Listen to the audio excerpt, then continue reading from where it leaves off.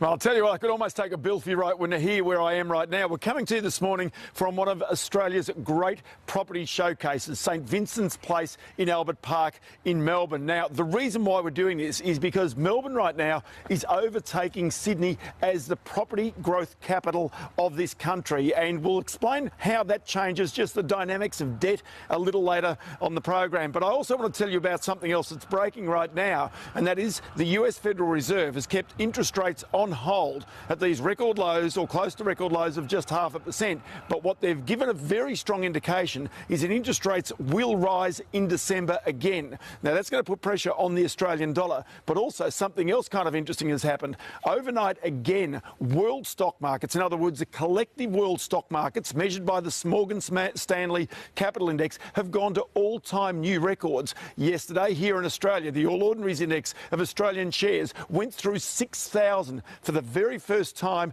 in 10 years. So when last the All Ordinaries was back at 6,800, which is its peak, you saw the iron ore price was at $150 US a tonne. You saw oil prices at $150 a barrel. Well, right now, you've actually got the iron ore price below $50 a tonne. So things have changed in Australia. Things are right now changing very, very quickly. And what you're seeing is perhaps some money coming out of the property markets and being poured back into the stock markets as we speak. It is really quite a fascinating dynamic as to why these stock markets are as strong as what they are right now and just how long it will last. The good news about this is that it quite clearly says plenty about the economy right now. Overnight, the Dow Jones up by 65 points. Our dollar this morning, 76 3/4 US cents.